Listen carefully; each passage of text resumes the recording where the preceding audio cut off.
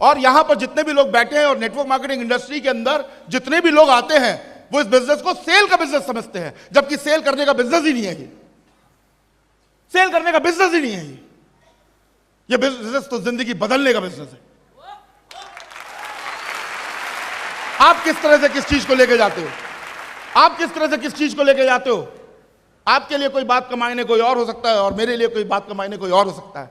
मैं तो जिससे बात कर रहा था उसकी जिंदगी बदलने के लिए बात कर रहा था, और कुछ लोग जब बात करते हैं तो वो अपने चेक बनाने के लिए बात करते हैं। नेटवर्क मार्केटिंग बिजनेस, मैं आपको क्या समझाऊं। नेटवर्क मार्केटिंग बिजनेस तो सीखने और सिखाने का बिजनेस, सेल कहां से बीच में आ गया। और लोग इस सेल के चक्कर में सालों साल लगे रहते हैं और तरक्की नहीं कर पाते। मैंने कभी सेल नहीं करी, इसका वर्ड जरूर सेल आ जाता है, मैंने कभी सेल नहीं करी। मैंने हमेशा एनरोल किया लोगों को अपनी जिंदगी के अंदर, क्योंकि मैं जानता था कि मैं जिनको लेके आ रहा हूं उनकी जिंदगी में डिफरेंस क्रिएट कर दूंगा। और मैं इसलिए जानता था क्योंकि मैं जानता था, मेरे अंदर विश्वास था कि मैं अपनी जिंदगी के अंदर डिफरेंस लेके आऊंगा। 1 साल निकल गया, 2 साल निकल गया, 3 साल निकल गया, 4 साल निकल गया, दूर दूर तक डायमेंशन नहीं दिख रही थी। 5 साल निकल गया, रूबी बना। 6वां साल भी आ गया, समझ में नहीं आया। लेकिन कैसे मान लूं, वो जो बीज पड़ा हुआ था ना अंदर, ओवर कॉन्फिडेंस का, वो मुझे कहीं ना कहीं रोक रहा था। हम लोग चाहते तो हम भी डायमंड बनना, लेकिन क्या करें, वो अकड़ ही नहीं जा रही थी अंदर से। हम बहुत कुछ जानते हैं। 7 साल लग गए, और 7 साल के बाद जाके हर्ष सर, दीपक सर, मान साहब, संजय गुप्ता सर सब बैठे हुए थे, और मैंने हार मार दी और मैं खड़ा हो गया वहां पर। मैंने बोला मैं थक गया हूं सर, आज बता रहा हूं आपको। आप बोलते हैं लीडर्स थकते हैं, नहीं थकते हैं, लीडर्स भी थकते हैं। हर इंसान थकता है, हर इंसान मोटिवेट और डिमोटिवेट होता है। थक गया हूं मैं सर, 7 साल हो गए, लोग ताने देने लगे हैं मुझे समझ में नहीं आ रहा जिंदगी कहां जाएगी कहां नहीं जाएगी। लेकिन यह बात तो तय है कि मरूंगा नहीं जब तक डायमंड नहीं बनूंगा। यह बात तो तय है, यह बात तो तय है। मेरे को आप डायमंड बनाओ ना बनाओ, लेकिन मेरे को आप इतनी शक्ति दे दो कि मैं इन लोगों की बातें झेल पाऊं। मेरे को आप इतनी शक्ति दे दो कि इनकी बातें झेल पाऊं मैं। जब ये लोग ताने दे रहे हो मेरे को, तो मैं उनकी आंखों में आंख मिला के बोल पाऊं कि मैं भी इवॉल्व इंडिया का प्रोडक्ट हूं। और जब आऊंगा ना, जब छाऊंगा ना, तो ऐसा छाऊंगा कि दूर दूर तक सबको पछाड़ के रख दूंगा, पछाड़ के रख दूंगा।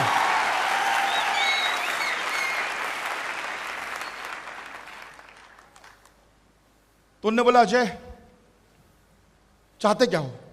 मैंने सर कमी बताओ। तो हर सर ने मेरे से बोला कि अजय 7 साल लग गए ये सवाल तेरे मुंह से निकलने के लिए कि कमी बताओ। 7 साल लग गए मुझे अपने अपलाइन के पास जाके, हकीकत में दिल से। एक तो आदमी वैसे ही पूछ लेता, लोग ऐसे ही पूछ लेते, सर कमी बताओ मेरा बिजनेस चल रहा। ये तो ऐसे होता है। एक होता है जब फील करके बोलता है, अंदर से आवाज आती है यहां से कि सर कमी बताओ, थक गया हूं मैं, कमी बताओ मुझे। मेरी मां कहती है कि तेरे अंदर सारे ताकत है, तू सब कुछ कर सकता है। मेरी मां ने मुझे बोला था। लेकिन मैं 7 साल तक मेहनत करता रहा, लेकिन मेरी मां की बात झूठ नहीं हो सकती और आपकी मां की बात भी झूठ नहीं हो सकती। कमी बताओ। तो हर सर बोले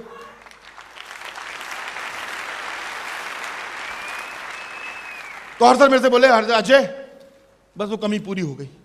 यही कमी थी जो तू पूछना नहीं चाहता था, तूने आज पूछना चालू कर दिया है।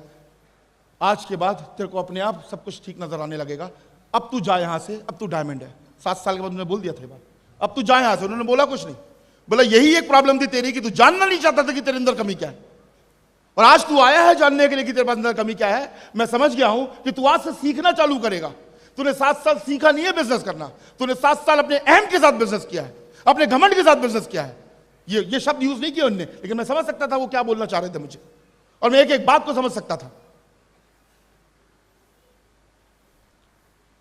मैंने 35 या 36 सेल करी थी जब संजय सर मुझे मिले। उन्होंने मेरे से बोला कि अजय क्या बात है, ट्रेनिंग में नहीं आ रहे हो।